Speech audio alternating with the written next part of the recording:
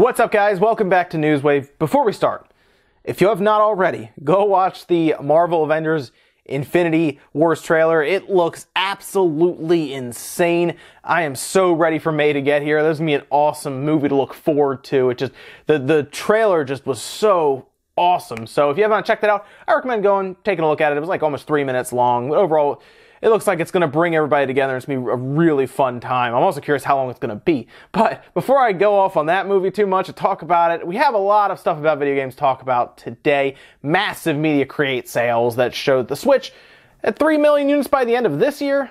Might not be impossible. So let's get started. Now, Media Create sales, of course, we go over every week. Generally, they come out on Wednesday. We go over them on Thursdays. It shows all the different sales for systems of the previous week in Japan, including games as well. Generally list them up to the top 20. We usually go over the top 10. So let's take a look at the systems here. And you're going to notice a very lopsided chart here at the top. Sitting way up there, actually, the Nintendo Switch at 145,200 units, well above the 87,000 essentially units from last week. The 3DS right below that, still riding the wave of Pokemon, more than likely here. That's why there's so many out there. 34,886 units. Below that, the PS4. That includes the Pro and the regular PS4, 26,909. The PlayStation Vita had a very nice bump. That actually... Wow, 3,000 units or so up from last week, 5,964. The Xbox One, that includes the X and the regular Slim model, 408. Wii U at 85, and the PS3 at 46. If we want to jump down from there, just real quick, I'll give you the splits for the Xbox One in case you're curious. The X was 212, and the regular Xbox One, or the Slim Xbox One together, was 196, whereas the PS4 Pro was 6,525, and then the regular PS4 was 20,384. Very quickly, let's take a look at the top 10 games from Media Creates last week. Starting at the top, as you'd expect, Ultra Sun and Ultra Moon still up there leading the pack. 168,000 of those still sold. They're creeping up on the 1 million mark for that SKU. Keep in mind, there's a whole nother SKU that's like the Trainer's Dual Pack. That's also on the top 10. Mario Odyssey at number 2, 77,751. I think that was really fueled by the number of Switches that happened to sell. Let's be realistic here. Most people are buying a Switch. They're probably buying Mario Odyssey. I mean, I have to assume that's the case. Hatsune Miku ended up selling, you can see how large that line is, 34,896. Below that, Splatoon 2 is there at 30,275. That actually just crossed a little over 1.3 million units the other week. Call of Duty WW2 on the PS4, 21,512, coming up on 300,000 there. Ultra Sun and Moon, that is the dual trainers pack where you get both together, 20,297. So with that, and then of course the top leading, just the two of them, well over 1 million units at this point. Below that, at the 7th spot, we have Mario Kart 8 Deluxe, 18,846. It's sticking around pretty well. Then Zelda, Animal Crossing New Leaf for the 3DS. It's still rolling along well. And then number 10, Star Wars Battlefront 2, which has seen a catastrophic decline in Japan.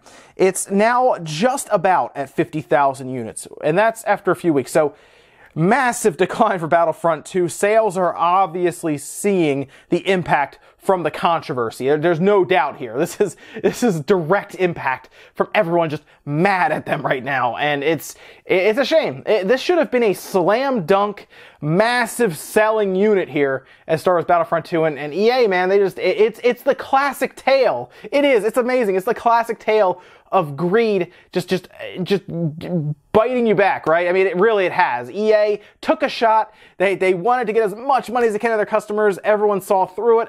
Big, huge amounts of rioting started online, and here they are now where they can't even crack 50,000 units after a couple weeks on the market in Japan, whereas the original was well over 100,000 units at this time. It really is amazing to see. As for the system sales, very impressive here with the Nintendo Switch. I mean, 145,000 units. A lot of people were estimating, I wonder if we can get over 100,000 units this past week. 145,000 units. Wow, that is something else. And that does put us in that neighborhood, guys, of could this system get to 3 million units sold, which sounded crazy when it was first launching.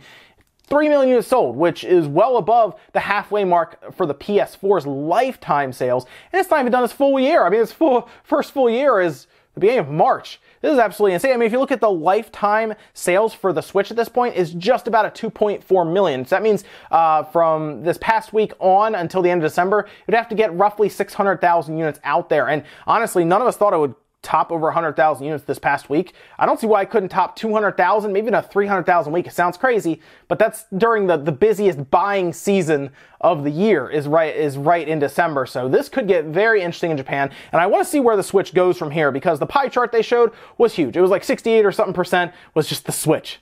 So this is going to be super interesting to watch going into December and see where the Switch actually finishes after not even its first full calendar year, just the year of 2017. Next up, let's talk about the indie games on the Switch that have been seeing a lot of success. We hear about it from a lot of the indie game developers. They usually show up and they say, hey, the Switch version was great. We saw it with Death Squared, I believe, where they talk about how it didn't do so well on Steam because, to be honest, Steam is getting a little crowded right now. A lot of the bigger YouTubers are pointing this out. It's just anything seems to be able to show up on Steam if you have a couple $100 on you.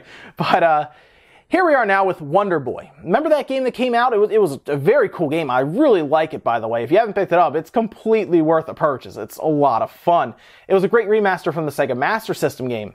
Well, they show up on a YouTube channel called Game 2, and they said this: Wonder Boy has been quite successful on the Switch. We're more than 100,000 sold now. It's more than all other platforms combined, which is very impressive. The Switch is, I think at this point, becoming the indie system, like the indie machine that everybody who has an indie game wants to go to as long as they can be approved by Nintendo, which I think is very important after seeing the downfall of Steam. Listen, Steam's not bad overall, right? It's a good platform, but they need to get their curation under control here, because they're just letting anyone on that platform. You pay a couple $100, you're allowed to put what are obvious asset flips or games that are just super glitchy and buggy. It's not good there. It's not a good look, and it buries a lot of the good games, like Wonder Boy. How does that get buried? That is an awesome game. If you show up early in a system's life, there's more of a spotlight on you. But like 2 years from now, will these indie games sell the way they are at this time? I'm not sure. Now, we talked about the Kellogg cereal for, the Mario cereal that has an amiibo function built into the box. Very quickly, we seem to have absolute confirmation at this point from Kellogg's themselves, specifically the Kellogg's UK Twitter handle. They said, "We can confirm this product is being released in the US, but not currently in the UK. We will pass your feedback on. Thanks." This was in response to a user asking them, is this cereal legit and is it coming out soon? According to them, not in the UK right now, but in the US it is real and it is coming. In fact, we even had a Reddit user allegedly, we don't know confirmation until we actually see the box on store shelves. We flip it over, where we do see, well, the back of the box, a massive maze it looks like is on there, standard cereal box stuff. And then it also shows you to the bottom right a picture of that cereal box, kind of funny, a picture of that cereal box, and that you can touch the Joy-Con to it, that one spot actually, and it will give you whatever function it does. There's a good chance it's just a standard like amiibo card that's kind of built in, like we talked about, that microchip that will probably be in the box, really that thick cardboard. It could just be a standard Mario one. I don't know, maybe it gives you more health like we've seen. Maybe it shows you where moons are. It'll be interesting to see if it does anything different, or if it just does the same function that we've seen with another amiibo. Next up, let's talk about the PlayStation Experience conference that they're doing. That's actually coming up. That's December 8th, 9th, and 10th. It'll be open to people who buy the tickets around that area as well. I believe it's in Anaheim. And you can go there and you can see all kinds of cool games and stuff they're going to show off there. It's going to be kind of like E3 for the PlayStation universe, essentially. I mean, it is their conference, the PSX or PlayStation Experience, and we now know there will absolutely be a stream, and they're going to have a host of panels. So if you're going to be in that area and there's some stuff you want to watch, I think they'll be streaming some of the panels too, but I do know that there will be a full showcase. It's going to be kind of like an E3 presentation. That's going to take place that Friday night. So Friday, December 8th, it's going to take place 8 p.m. Pacific time, 11 p.m. Eastern my time. Full stream. I'll be doing it here too. We'll be doing a full stream. It'll be a lot of fun. If you want to make sure you don't miss it, just make sure you're subscribed and notifications on here, and you'll see it pop up when I start streaming, probably about 10-15 minutes before they go live. We'll hopefully have a lot of fun seeing some big reveals. We've seen the rumors. There's like Devil May Cry 5 is floating around out there, which sounds like it could be pretty good if they actually go back to that timeline rather than try to reboot it how they did. And then we keep hearing about Soul Calibur, which could be fun to see. I'd have to see, because Soul Calibur 5 I don't think did as well as they wanted it to, but a lot of people are going to be looking as to who would the guest characters be, because that seems to be the fun thing now with Soul Calibur, seeing the guest characters. And then I'm sure there's some other things we haven't thought of at all, maybe an old IP that gets revived, or maybe a new IP that gets shown off, or maybe we could see some Ghost of Tsushima gameplay. That would be really cool. So I'm looking forward to it. I want to know what they have for us. Apparently this is going to be like a whole nother E3 to them. them. I'm sure they've even held some stuff off. I don't know if we're going to see something like Final Fantasy VII Remake there updated at all. I hope so. Kingdom Hearts, maybe. But we do know there has to be some new announcements because they've pretty much told us there's some new announcements showing up at that showcase. So I'm looking forward to it. Only a couple more weeks and we'll be able to see what they've been cooking up. And our last bit of news, I kind of want to talk about Take-Two, or 2K. You know them best from, well, NBA 2K, for example. Grand Theft Auto, Red Dead Redemption. You might be looking forward to the new Red Dead Redemption, and you might be interested to know what their CEO is saying about things like loot boxes, because to me, it sounds like, well, we may have put loot boxes in Red Dead Redemption. And this is from their president, Carl Slatoff, saying, the whole gambling regulator thing, we don't view that sort of thing as gambling. Our view of it is the same as the ESA statement for the most part. That's going to play its course, but in terms of the consumer and the noise you hear in the market right now, it's all about content. It's all about over-delivering on content and making sure you're focused on engagement. That has been our strategy and where we're focused. And as long as you keep your eye on that ball, you're going to be okay. The consumer's going to be really happy with what they get. Now, look, he's saying all the right things here. He's saying give them a fleshed out, massive experience, and they won't be mad if there are cosmetic loot boxes in there. And I mean, look at it this way. Grand Theft Auto 5 is littered with microtransactions. Shark cards are microtransactions that people buy into all the time, but a lot of people don't care because you get this massive single player experience and you never have to go online. And while people who do go online maybe get mad about it, but you don't really hear anything. They like Grand Theft Auto because you can tell with the single player story that there are people who just probably still play single player and they have fun. There are people who have probably touched 100 hours in the single player mode and they don't mind the online because it's two separate entities, right? And it's not like how in Battlefront where the single player is kind of short and then it's all stuffed into multiplayer that has loot box progression built in.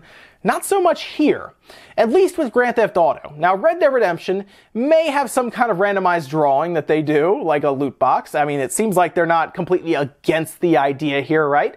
So don't be surprised if you see loot boxes pop up in Red Dead Redemption, but I want to know what you guys think. Would you really be mad if loot boxes show up in Red Dead Redemption if they were done correctly? You know, things like cosmetic, things that don't affect the overall multiplayer experience. Would you be okay with that, right? Especially if, I don't know what would they call them? I guess they wouldn't be called shark cards. I don't know. I'm not really sure what they call them, but some other type of microtransaction currency. Would it really bother you if that showed up in the multiplayer? Let me know. Oh, and one other thing, he mentioned that it looks like digital is going to be taking over and physical media will be disappearing somewhere between the next 5 and 20 years. 5 years, I think, is too soon. I think 10 to 15 years is more likely. Listen, we all know it by now. Digital is taking over. If you look at any of the graphs that you see from analysts, yes, it is a steady incline of people that are downloading games rather than buying them in stores. So I think he's correct. I don't know if physical media will ever be completely extinct because honestly the internet infrastructure in the United States is bad, so it's going to be a little while before